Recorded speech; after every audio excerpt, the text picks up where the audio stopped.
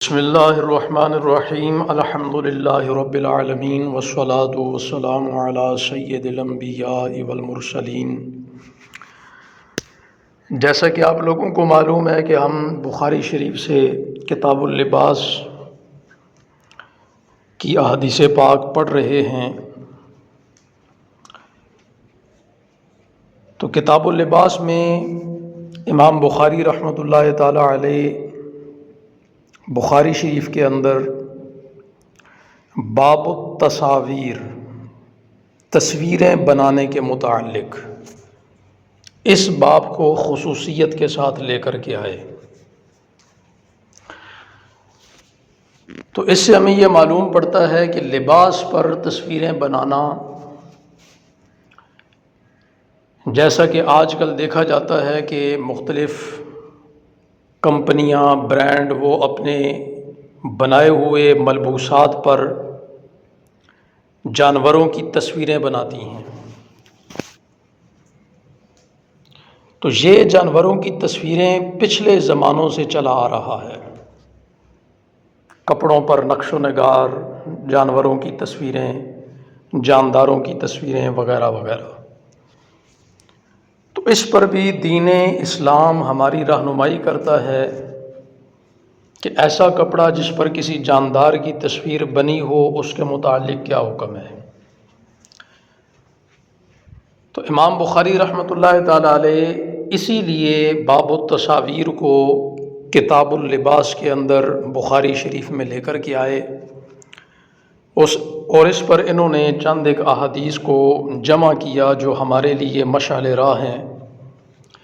اللہ رب العزت ہمیں سمجھنے کی اور ان پر عمل کرنے کی توفیق عطا فرمائے۔ سب سے پہلی حدیث پاک جو حضرت سیدنا ابو طلحہ انصاری رضی اللہ تعالیٰ عنہ سے روایت ہے کہ رسول اللہ صلی اللہ تعالیٰ علیہ وآلہ وسلم نے ارشاد فرمایا، رحمت کے فرشتے اس گھر میں داخل نہیں ہوتے جس میں کتا ہو یا جس کے اندر تصویریں ہوں۔ تو جب لباس پر تصویریں ہوں گی تو وہ بھی گھر کے اندر ہی لباس استعمال ہوگا، تو اس صورت میں وہ رحمت کے فرشتوں کے رکاوٹ کا سبب بنے گا۔ تو اللہ رب العزت ہمیں اس سے محفوظ فرمائے، اور یاد رکھیں کہ فرشتوں سے مراد رحمت کے فرشتے ہیں جو انسانوں کے لیے رحمت کی دعا کرتے ہیں، استغفار کرتے ہیں، اور گھر سے مراد انسان کے رہنے کی جگہ ہے، چاہے وہ جھونپڑی ہو، خیمہ ہو، اور تصویر سے مراد کسی بھی جاندار کی تصویر ہے جس کا سر کٹا ہوا نہ ہو اور نہ ہی اس تصویر کو پاؤں تلے روندا جاتا ہو، یعنی ایسی تصویر جو مکمل تصویر ہے، لباس پر موجود ہے، جاندار کی تصویر ہے اور بصورت لباس وہ استعمال ہو رہا ہے، گھر کے اندر موجود ہے۔ تو اب وہ رحمت کے فرشتے جو انسانوں کے لیے دعائے مغفرت کرتے ہیں، دعائے رحمت کرتے ہیں، ان فرشتوں کا وہاں آنا اللہ رب العزت روک دے گا، وہ فرشتے اس گھر میں داخل نہیں ہوں گے۔ تو اللہ رب العزت ہمیں سمجھنے کی اور عمل کرنے کی توفیق عطا فرمائے۔ آئندہ دنوں میں انشاءاللہ تعالی العزیز اسی متعلق مزید احادیث جو ہیں وہ ذکر کی جائیں گی۔ ایک سوال اور پھر اس کا جواب، اس کے بعد ختم کرتے ہیں آج کے اس بیان کو، کہ بہت سارے لوگ ہیں جن کا ذریعہ معاش فوٹوگرافی ہے، اور مختلف جگہوں پر، پکنک پوائنٹس پر، یہ گھومنے پھرنے کے مقامات، سیر و سیاحت کے مقامات جو ہیں، وہاں پر فوٹوگرافر موجود ہوتے ہیں جو فوٹوگرافی کرتے ہیں۔ تو ان لوگوں کا ایک بہت بڑا اعتراض ہے کہ اگر اس کو ہم منع کر دیں، روک دیں، تو نہ جانے کتنے لوگوں کے گھر کا چولہا جلنا بند ہو جائے گا۔ تو بالکل ایسا ہی معاملہ اس زمانے میں بھی پیش آیا۔ حضرت سیدنا عبداللہ ابن عباس رضی اللہ تعالیٰ عنہما بیان فرماتے ہیں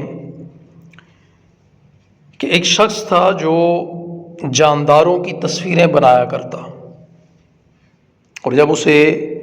سمجھایا گیا کہ یہ کام حرام ہے اور ناجائز ہے، تو اس نے آگے سے یہ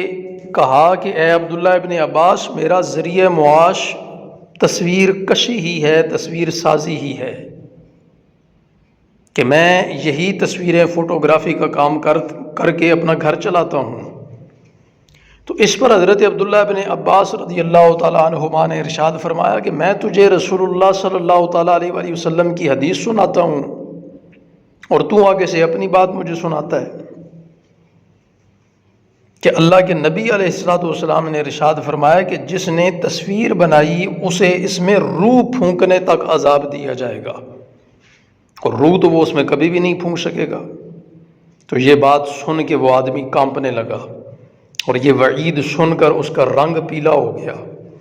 اور حضرت عبداللہ ابن عباس رضی اللہ تعالیٰ عنہما نے ارشاد فرمایا اگر تجھے تصویریں ہی بنانا ہیں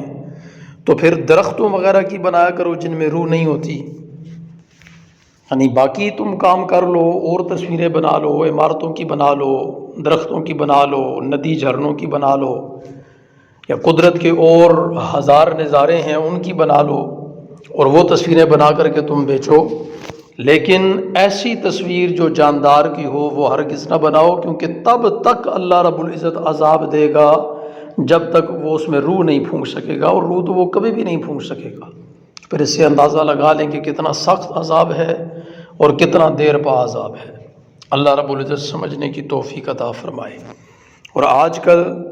جب حدیثیں بیان کی جاتی ہیں، شرعی مسائل بیان کیے جاتے ہیں، تو لوگ اپنی منمانی کرتے ہوئے اپنے کام پہ، اپنے عمل پہ ڈٹے رہتے ہیں، سمجھنے کو تیار نہیں ہوتے۔ اللہ رب العزت ان کو سمجھنے کی توفیق عطا فرمائے۔ وآخر دعوانا الحمد للہ رب العالمین۔